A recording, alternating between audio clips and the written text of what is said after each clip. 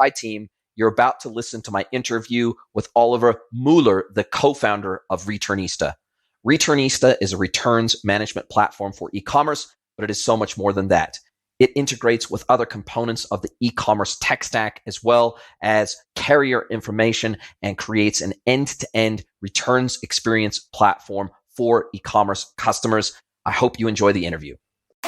This is the E-commerce Edge podcast with your host, Jason Greenwood.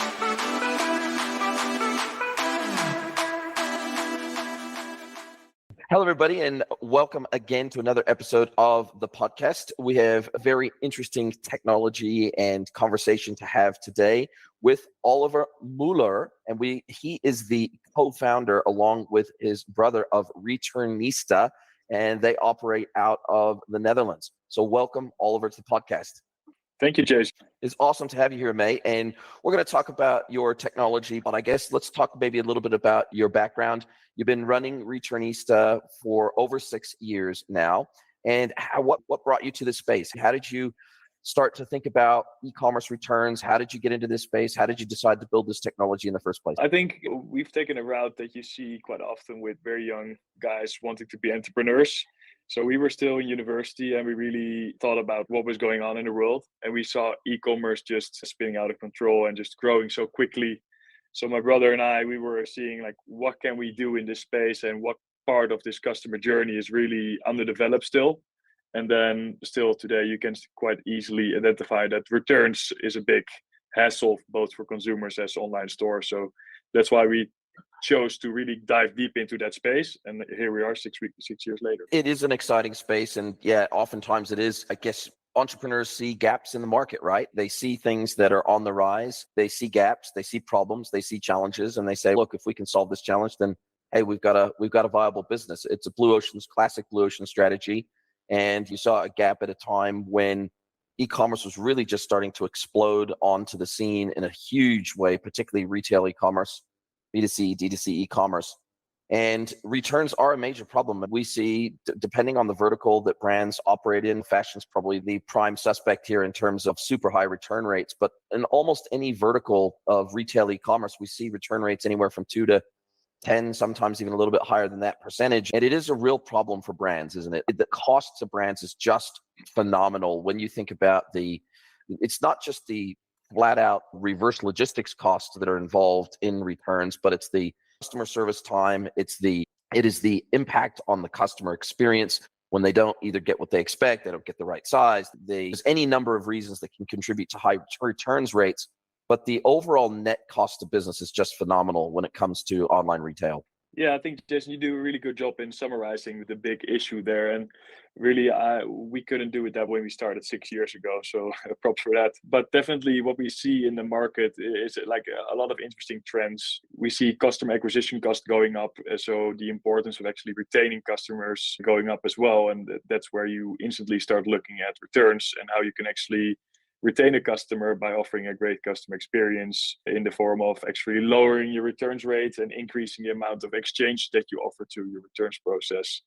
And that's basically the essence of Returnista and how we help e-commerce brands really become the most successful as they can be in a ever more competitive environment. And even in your space, in terms of the tech, I guess, and the customer experience impact and the platforms out there that have been developed really to help manage this, that has also exploded. So you certainly aren't alone in recognizing the challenges to retailers around returns. I mean, we've got the famous Loop Returns, Return Go. There's probably 20, maybe even more major return management platforms that are, say, for example, on the Shopify App Store, and that don't even necessarily just work with Shopify. They work with other platforms too.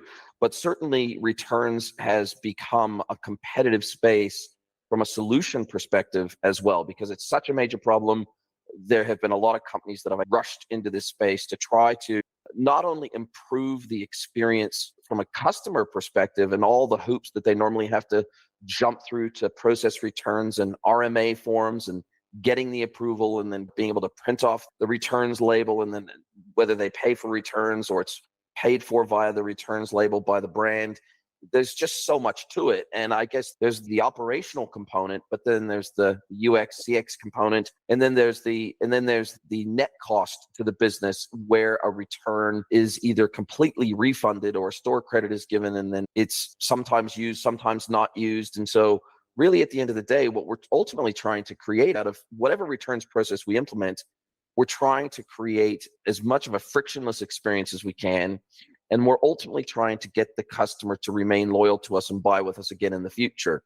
And I guess what I'd love to understand more about your platform is what you consider your unique selling proposition, your unique value proposition, but for both the merchant and the customer, and how you see that impacting both return rates, but also customer satisfaction as a result. Yeah, sure. So let me start by saying that approximately 6 years ago when we started, there were definitely a lot more guys and girls from various ages thinking about e-commerce and thinking about returns. So you see a bump in the amount of companies that were founded back then that are now have grown up to become big players, including ourselves in the return space, which is really fun to see everyone grow up over time as you see e-commerce develop over time as well. What sets us apart in this sense is that we work predominantly for brands. So we don't work for marketplaces or for the super large things like the Amazons of this world. We're really brand focused. And on the merchant end, what we really try to do, and I'm every day surprised how little insights merchants actually have before actually connecting a returns management platform to their e-com platform, is actually really helping them to understand what it is that's causing returns to occur. And you have the most obvious sort of elements where you look at what kind of customers are we targeting, what kind of products are we selling. For example, on a product level, what are my return reasons and how can I actually adjust to lower my impact and lower the return rates. But there's really a lot more to it. And we help merchants from the moment that they actually connect their store to our platform to really get a really broad insight into the world of returns. So you can think of what is the impact of my outbound delivery solution on my return rate? What is the payment strategy that I follow? Obviously, having the last couple of years, having seen a big boom in the buy now, pay later space. What is the impact of those payment methodologies on my return rates? And how can I actually steer towards lower return rates in a time that actually being more competitive and therefore having higher margins and a better cash flow than my competitors is more important than ever before. So I'd say the data part, but not only the data, really the insights that you get from the data is where we set ourselves apart from players that you mentioned earlier. So the maturity on that part is quite a bit higher than our direct competitors. On the consumer end, I guess that's a little bit more uniform there. We're all doing a pretty good job in creating a really frictionless environment where you can submit your return. I think one of the factors that sets us apart is that we have logistical contracts all across the world. So basically you can submit your return in Japan as well as South Africa as in the US. Our dominant market is still the European Union and then Western Europe, where most of our customers are located. But you can definitely go global with Returnista. So those are the two elements I see to a unique proposition. And let's talk about what type of experience the customer would typically have and how that maybe leads to a lower cost of returns management.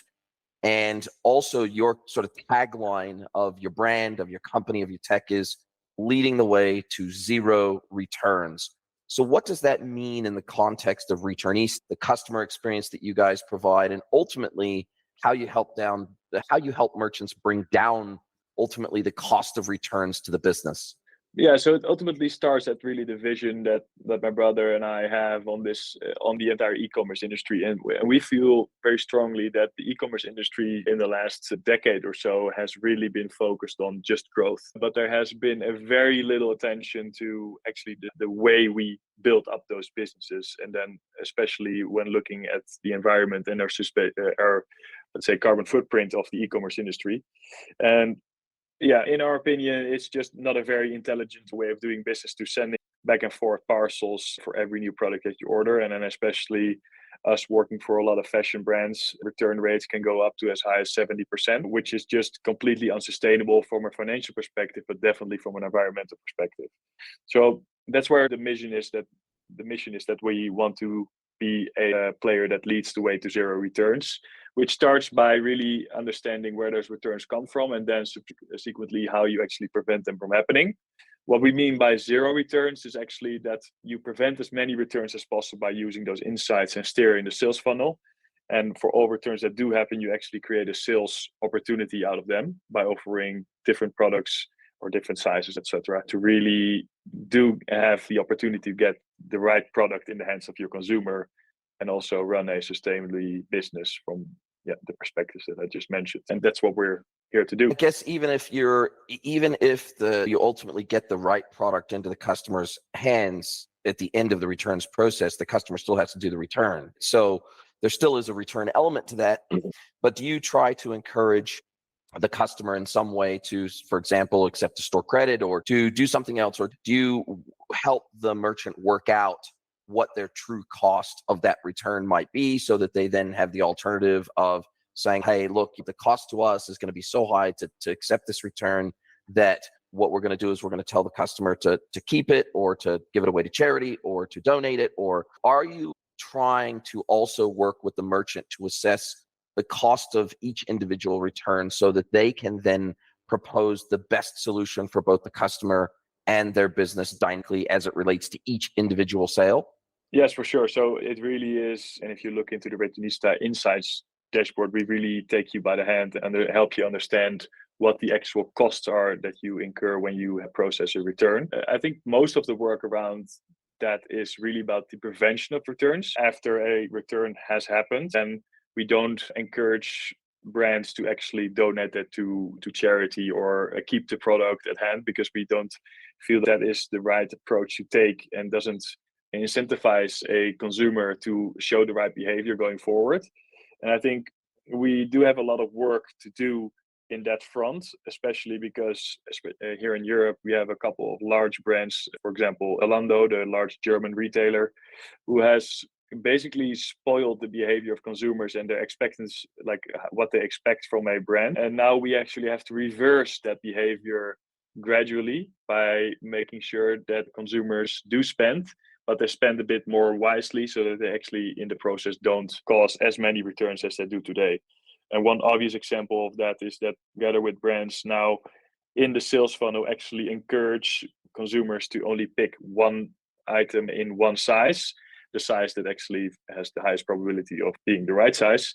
And then if that product doesn't actually fit, then you can exchange that for free. If you actually decide to order multiple sizes, then your return, which is obviously 100% chance of a return if you have multiple sizes of the same product, then you have to pay for those returns. And in that way, we try to offer a great experience, but as well put some accountability at the address of the consumer. You've just brought up a good point that I think I've been seeing in the market more broadly over the last, say, 2 to 3 years, particularly with the advent of COVID and the rise of online shopping. What I'm seeing in the market is, with the radically rising cost of logistics and reverse logistics for brands, where we historically saw one of the key differentiators for a lot of brands was, hey, we're not going to charge you for returns. We're going to cover the cost of returns. And they did that oftentimes to reassure customers that they could get the right size. It wasn't going to, in the case of fashion in particular, it was used very heavily as a massive carrot to get the customer to convert. Hey, we're going to make sure you get the right size. And if you need to return products to us, that isn't going to cost you a thing. But as you rightly point out, unfortunately, that trained customers to do bracketing and buying of multiple sizes, multiple colors, multiple whatever. And effectively, they abused the relationship that they had with the merchant. And where the merchant oftentimes thought that would lead to, for example, hyper loyalty, what they found is it didn't. And what happened was that they realized, most brands realize now, that there's virtually zero loyalty to any brand now. And oftentimes price and availability and speed of shipping and convenience, there's a whole lot of other things that impact loyalty and encourage repeat purchases, as opposed to just the returns element. And so what I'm seeing in the market is a return to sanity and a retraining, as you say, through now most brands will charge it, even if it's just a nominal fee, and it doesn't even cover all of their reverse logistic costs. They're charging a nominal fee just to discourage returns, if for no other purpose other than just reduce the return percentage, and also cause customers to be a little bit more thoughtful in the purchases that they make. And is that something you're seeing more holistically across the board? Because it's certainly something I'm seeing, even with the brands that I do most of my shopping online. It's certainly something that I'm seeing become a hell of a lot more common than it was even 2 years ago. Yes, for sure. So this is going on, and I think this time this trend won't stop it. Paid returns is definitely something that's on the rise and is here to stay. I must note though that shopping online is actually quite hard as a consumer. It's like it's so tricky to actually see if a product will fit you or if it has the right color or if the imaging is correct. So I am a proponent of actually acknowledging that fact and offering free exchanges because you don't want to create a real barrier for a consumer to actually convert. But I do think that the thoughtless shopping that has going on for the last decade or so, I think we do need to incentivize consumers to really be more thoughtful on that aspect. And that's why I brought up the multiple sizes and the bracketing, etc. It doesn't serve any purpose and it's just a dumb way of consumerism.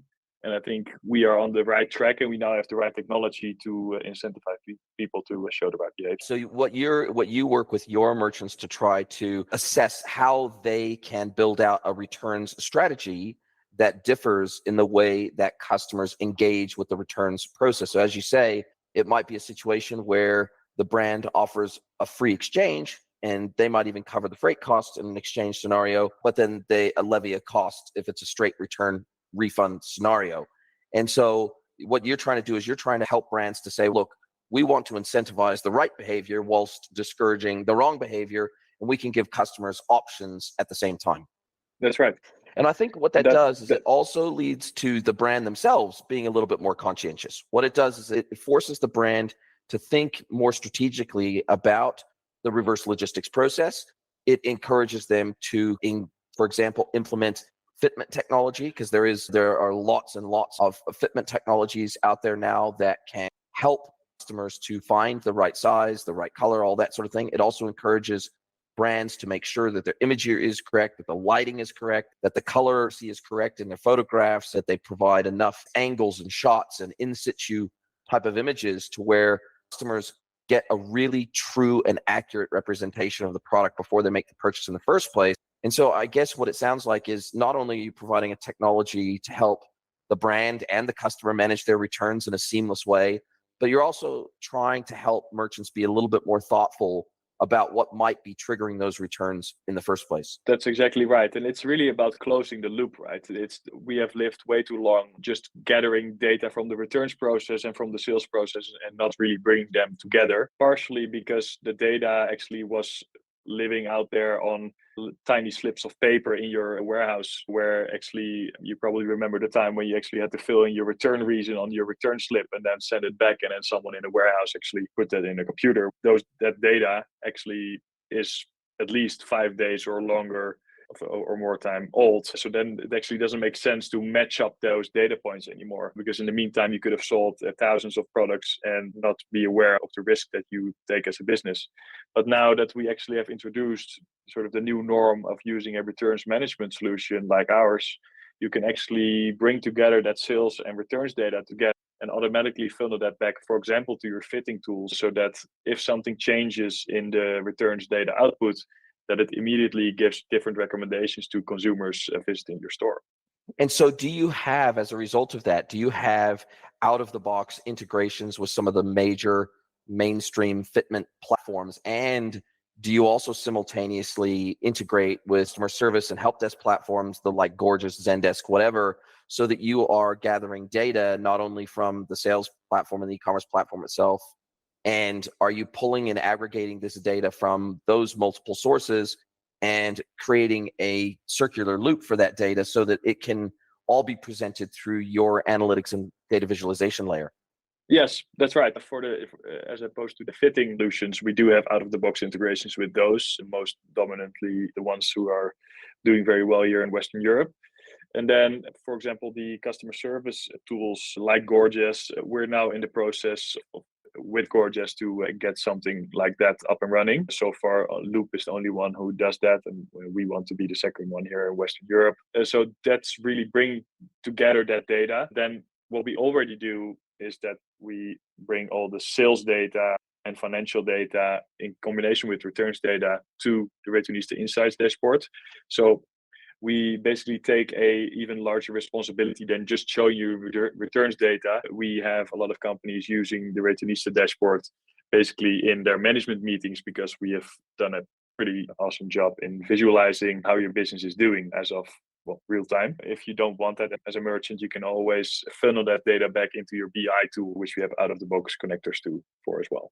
And one of the other value props, it seems to me, of your platform, or any returns platform for that matter, is the depth and breadth of carrier integrations for reverse logistics, that instead of having to basically manage that experience independent of the returns management platform, if you've got those integrations out of the box, then it means that from a consignment management perspective and lodgement perspective, that's the merchant doesn't have to deal with that from a customer service side of the business. That's completely managed via your platform and the customer's interaction with your platform. And that feels like that would also dramatically reduce the load on customer service to have to directly interact with a customer, because that level of automation and integration is all handled by your platform. And that feels like a pretty significant value add. I guess the more carriers you add that can cover all of the different return scenarios required, and then maybe you can even rationalize within your platform the best carrier of, say, 5 that would work for the origination and destination and the weight and the size, et cetera, of that particular parcel, then it feels like you are effectively bringing logic to the reverse logistics process that the merchant would have to do manually in most instances without a platform like yours. Yeah, that's exactly right. And that point is in twofold. So first, you have a returns management platform like ours that offers all those carrier integrations, an option to actually use Returnista's contracts in all those regions, or if you have really good rates yourself, you could load those into the back end of Returnista, that you give us basically the right to create those return labels on your behalf.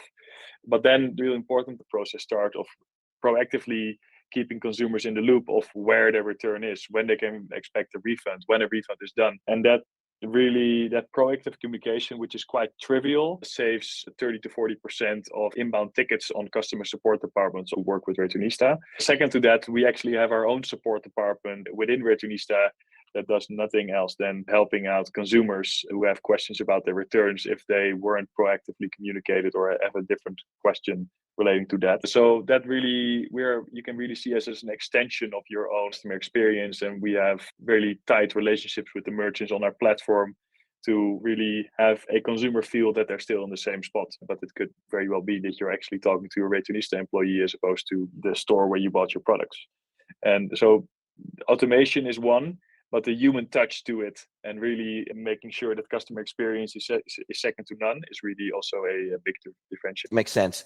Now, when we think about the technical effort required on the part of the merchant to implement your technology, I'm guessing you work with just about every major platform in the market. And do you guys offer the option of embedding, say, for example, your returns management form or solution into, say, a CMS page with a JavaScript snippet or something like that, where it's effectively an embedded iframe type of experience? I'm guessing you obviously have a hosted version of your portal, both for the customer, the end customer, as well as the merchant. And effectively, they would have a link on their website to the returns page, and then that would be a hosted page of yours. And then it could be branded, of course, appropriately to match the merchant's brand experience, Or is it typically you would have an app? Say, for example, if someone wanted to install Returnista on Shopify, they would just use an app. How typically does your platform get integrated or implemented by the merchant? Yeah, so that element on the consumer-facing side has gotten the norm. In the past, you used to be redirected to different URLs, but if you really want to create a seamless experience, you actually have to embed, and then obviously offer the right tools to make sure that what you actually embed really resembles the rest of the experience you have online. Yeah, and then most of the customers now actually are Shopify and Magento tools, and we have an API available for larger enterprises who are finding their way to Returnista more and more, which is really cool to see. And then actually we're listing in the Shopify marketplace in the coming weeks. So all the Shopify merchants who are on our platform as of today have gone to a private app route, but now we're actually in the process of getting listed in the marketplace because we have done some really significant updates in the product where we can actually serve any merchant from anywhere in the world. And that's why it now makes sense to start leveraging the marketplace that Shopify has built to really roll out the Returnista product beyond Western Europe and the US. Fantastic. Makes it a lot easier for merchants to implement and really completely self-service in it. I guess it also reduces the workload on your customer success or merchant success team as well in terms of implementation, hand-holding, and the like. So that's good. That's a win-win for everybody. And since you've been doing this for over 6 years now, and you grew up in this industry, so to speak, what has been your personal experience after working with hundreds and hundreds of merchants? I think I read on your website that you've got over 1,000 merchants now running Returnista, which is just a huge number of merchants. And based on this long time period and this depth and breadth of experience that you have in the return space, what are your maybe top 1, 2, 3 tips that you would say would be the most beneficial to merchants trying to reduce their return costs or their return frequencies? What are the things that you see come up time and time again that merchants pretty consistently get wrong that lead to high return rates and poor customer satisfaction? Yeah, really, during your question, I was thinking of my top 3, and I think I have it. Let me start by saying that it really doesn't matter, in my experience, working with over 1,000 online stores, the size of the merchant that we're talking about. It could be a store that does 100 million euros or dollars in revenue a year, or one that does not even one. In both positions, there could be people who actually get it or just don't get it just yet, which really, it was a big surprise to me to see, especially in larger enterprises, that there's just not a lot of intuitive knowledge on returns, such as it's a pretty new field. And also maybe since recently that has changed, but before that, it was not a topic that people like to discuss quite often. What I definitely would recommend to any merchant out there is really to start looking at the very beginning. Who am I targeting? What kind of customers am I targeting, and how have I segmented those? And obviously, you would be enticed to increase the spend where you see the highest conversions within those segments. But almost never do we see merchants who have already included returns data within that segment to really understand what the bottom line benefit of that customer segment is. And often do we see that brands do change their marketing strategy based on new insights that they've gathered if you include returns data and the bottom line impact of those consumers. So that's 1. 2 is actually quite closely related to that, and that's payment methods. So I've touched on this earlier in this pod, but what we really see is that the big boom of Klarna and Affirm and the likes has had a very positive impact on conversions and to an extent also on the basket size. But what is definitely a topic that they don't want us to talk about is the huge uptake of returns with those payment methods. So there's a matter of causality versus correlation there. Do they actually cause those returns, or are they just loosely related? We don't have the data to show, but we actually see that return rates significantly go up if you start offering solutions. Then looking at the huge cost that every return cost for a business, which is approximately $12.50 per return, if you take everything into account, then you actually have to have a really serious uptake in conversions by offering that new BNPL solution in your payment methods to actually make up for that. I'm not saying that BNPL would never work, because there are definitely instances that it does, but I would recommend every merchant out there to really dive deep on those payment methods and to see what it actually delivers bottom line. And then lastly, I would say that, but this is, I'd say, a trivial one, is that if you are not bringing together the moment of return and the moment of actually that someone wants to exchange a product, you're losing out on a big load of money. And obviously, what we actually see in the data is that over 50% of consumers want and have the intention to actually exchange a product that they've bought for a different size or different color. But if you don't incentivize people and don't have the right timing of returning that product and offering that replacement product at the same time, we see a huge conversion drop off for those consumers, and then approximately 3 to 4% actually ultimately exchange their product. If you get the timing, then you're already getting closer to that 50% again. and it's just money in the bank. And even more importantly, significant impact on your cash flows, since you don't have to actually refund products if you have exchanged. So those are, I think, were my three most important topics that I see that every merchant need to look to.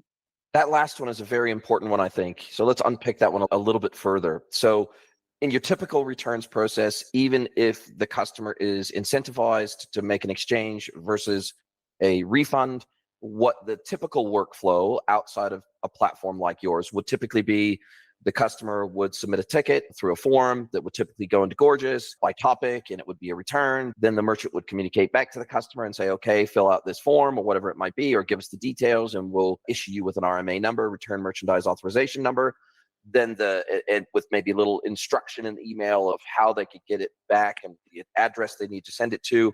Then once the merchant receives it back, then they would typically inspect the item and provide them with the opportunity after that point of an exchange, as opposed to a straight up refund. So I think, if I understood what you said correctly, if at the point where the customer wants to lodge the RMA, request the RMA, i.e.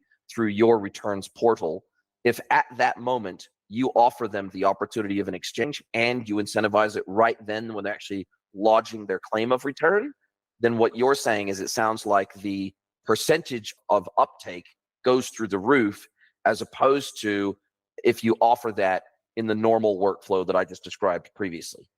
That's exactly right. And I, as a consumer, can also completely relate to that, because if I, as a consumer, have bought, let's say, a pair of tennis shoes, and I don't fit, and I want to actually exchange them, but I'm being requested to actually return those goods and then navigate back to the website to pick the right size, and in the process actually feel not very much respected, or haven't had a pleasant experience of returning those goods because it was a process from the Stone Age, then my incentive to do so is so incredibly low that I would probably actually wouldn't bother and just drive to a sports goods store to take care of it right there and then.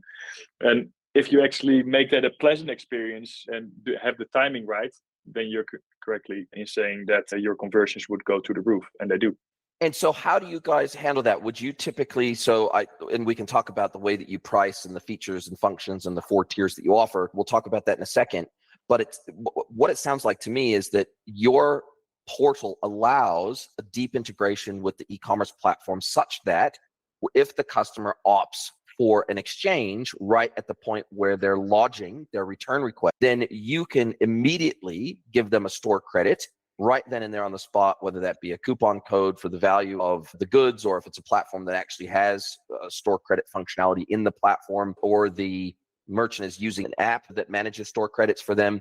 Then it sounds like you integrate so deeply that you can effectively offer them the opportunity for an exchange right then and there, meaning you're giving them the store credit immediately. They can shop right then and there for the replacement product, and then that's offset by the value of the item that's being returned for the actual exchange process. And then I'm guessing that, how do you protect if you do that, if you offer them the opportunity to spend the value of what they're returning straight away so that you get an exchange as opposed to a refund scenario, how do you protect the downside risk for the merchant for customers that maybe don't end up returning the goods as they promised to return them? So how does that typically work from a process perspective and a risk management perspective? Yeah, really interesting point. And we as Returnista, we wanted to, and then I'm coming to the pricing a little bit. So we wanted to create a product that really has the same incentives as our customer. So we don't want many returns. We want to retain a lot of revenue for our merchants, and in the process create an awesome experience for consumers who are in that process. So that's why we have come up with commission on retained revenue. So all revenue that we manage to retain for a merchant through exchanges, through store credit, is what we charge a commission on every month. And what we do on the sort of when it goes wrong is that we offer protection up to 25% of the actual sales price of the products that, for example, got lost in transit or in the process, to make sure that a brand is always covered for the cost price typically of a product that is sold.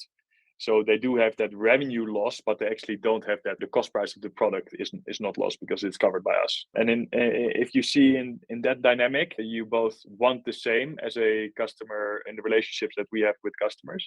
And then it's up to us to really increase the conversion every day by offering better service and really understanding who is returning what and what kind of products would that that particular consumer best. And we don't do that with data just from one merchant. We actually have merchants all over the place, and we can gather all that data and create a shopping profile, for example, who Jason Greenwood is, and then offer you the best recommendation in that returns process, making the chance that we retain revenue for an online store the highest.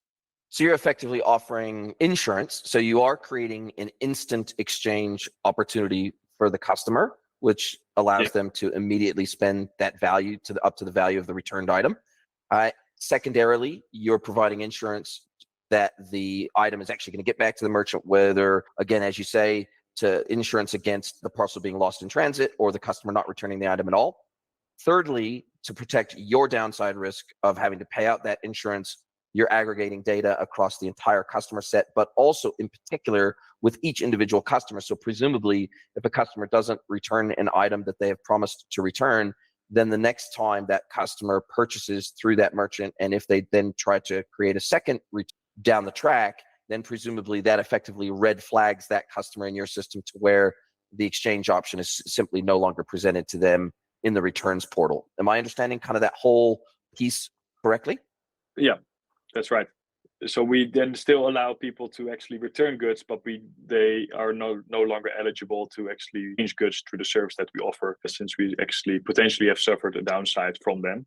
I must add to that, though, that it barely happens. So we have pretty good tracking in place, or actually excellent tracking in place of where what we call order A, so where the initial order is and where the exchanged order is in the process, and communication to back it up. So if we, for example, see that someone has used the instant exchange feature to get a different size or a different color product in, but we see no tracking available for the initial order that still needs to be returned, then you get into a loop of being reminded that you actually need to ship that parcel. And that's one of the big upsides, I think, of having all those carrier integrations, is that we can read all those tracking information and basically map them out to all different actions that the platform needs to take to make sure that there's not a lot of manual work coming out of those exchanges. Yeah, you raise a good point also, which is that I think some customers that maybe it seems like they're just trying to rip you off because they're not actually returning the good that they had agreed to return. Sometimes it just gets lost in the busyness of life, right? And so those automated reminders will obviously encourage those people that are legitimate and that they do want to actually make the return, that it just reminds them to actually do so. That automated workflow of reminders seems like it is pretty crucial to the actual return rate. That's for sure. Yeah, and we see over the course of offering this service that people are generally good and they're not trying to rip you off or try to rip us off. It's just that sometimes life happens, as you say, and then they just need a nudge or a reminder to actually ship the parcel so that everything is going well again. And the loop is closed. Makes sense. Now, let's talk a little bit further about you, because you are a SaaS platform. You run that typical SaaS model of a subscription fee, and it's a monthly fee, and you've got these tiers. And again, that's very common to the SaaS world. And with each tier, and you start at €99 a month, and you go all the way up to the professional pack at €249 a month, and then custom for enterprises that have really complex and large scale needs, which is a negotiated price on a case-by-case basis. But what I like about your tiering is the fact that these tiers offer very clear and differentiated additional levels of functionality as you move up the tiers. For example, with the basic pack, you get your basic returns portal and all of the basic features that go along with that. But then once you jump up to the essentials pack, then you all of a sudden now have the ability to make changes and store credits directly within the platform and provide that option to the customer. And then when you move up to that professional pack, you also offer the ability for the merchant to bring their own carrier rates along and their own logistics contracts along. Plus you have the analytics layer that is the deep insights analytics layer to all of the returns costs for the business and tapping into that data pan organization. And so it's pretty clear that there is pretty significant benefits as you move up the tiers. So are there, over and above the tier price that you would pay, is there a per transaction price or a per successfully returned transaction price over and above that? Or does that cover a certain volume of transactions at each tier, and then over and above that, they pay an additional transaction fee? Or is it just this is what you pay. You pay for the essential pack, you pay $149 a month. Yeah, good point. So there is, as I just briefly brought up, the success fee based on the amount of revenue that we retain. So that is really, if we retain zero, then we cost zero extra. But in practice, we see that there's a lot to celebrate. We retain a lot of revenue that would have been lost otherwise. And we charge a single-digit commission on that every month. And that's then on top of the on the service fee. And that's it. Then we have logistics that you can either bring yourself or you can and we have a really good price logistical carriers in the US and in Europe as well, to really allow you as a brand to scale into every region that you like, and don't worry about the exchange process because that's all taken care of. So with one click of a button, you are live in a particular region, and we can then offer all the return possibilities there as well. Love it. Love it. Listen, it's been fantastic talking to you. Now, if somebody wants to find out more about Returnista, I'm assuming that they just go to returnista.nl. You can request a demo there. Obviously, you're able to sign up and subscribe there. Is that the best way for people to find out more and to actually get you implemented and up and running until the Shopify app is actually in the Shopify store for Shopify merchants? Yeah, I think that's the best way. Returnista.com or returnista.nl. We're available on those, and you can really easily get in touch with one of my colleagues there. And I'd love to talk to you and see what we can do for you and help you run a better and more efficient business. Well, Oliver, thank you very much. I really appreciate that and all of your insights and knowledge and experience around returns. I think that's going to be super relevant and helpful for the audience as they start to work out their best returns management strategy, both for their business and for their customer experience. Super useful, valuable information. Really appreciate it. Sounds like you got an awesome platform on your hands. I've never used it personally, but sounds like you covered all the major bases there for merchants. Now we're at the point of our conversation where I get to turn the microphone over to you. I get to let you ask me one question, any question you like. Could be personal, professional, however you choose to go. It's completely up to you. So I'm going to turn the microphone over to you, Olivier Muller from Returnista. What's your question for me today? I wasn't expecting that one, Jason, but it's a really good question. I think I read that so I'm going to do a personal question. So I think I read that you move around quite a bit and that you're in Mexico nowadays. Is that right? And if it's right, how did you go about and decide to relocate over there? Yeah, you're spot on, mate. You're spot on. I was in New Zealand for over 28 years. I'm originally from the United States. I grew up in Southern California. My grandfather was a Kiwi, and my parents, my sister and myself, were all dual citizens, New Zealand and the States. And we decided to make a move to New Zealand. And yeah, we really lived there and had a great life there. As most of the listeners will probably know, New Zealand had one of the worst and most serious lockdown periods and one of the lengthiest lockdown periods in the world during COVID. And there was a lot of things that really didn't make us very happy about that situation. I'm married to a Kiwi, and obviously we both had to suffer through that whole period. And it wasn't very fun, that's for sure. And New Zealand is also very remote from the rest of the world, and particularly from the really heavy-hitting e-commerce world of North America. And so we looked at our options, and we said, hey, Mexico has one of the friendliest immigration policies in the world around financial solvency and getting residency, and the opportunity to immigrate here came up. And so we looked at it. We said, why not? My wife has never lived outside of New Zealand, and we wanted to just take a new adventure, take a new chapter, and we agreed to do that. And yeah, we've been here about a month, just over a month now, and really enjoying it, having a great time, enjoying great warm weather that Mexico is known for. We're going to travel around for about a year before we decide where we want to settle in Mexico. And so we're going to be traveling till at least the end of this year. And it's pretty much going to be up to my wife, I think, where we end up settling. Happy wife, happy life is what they say. So we're really looking forward to that, but we're having a great time. And I think the more experiences you can have, the more countries you can live in, the more people you can meet, the more cultures you can be exposed to and immersed in. I think it makes us better humans. I think it makes us more empathetic to what the things that other people in the world go through and the lens that they see the world through.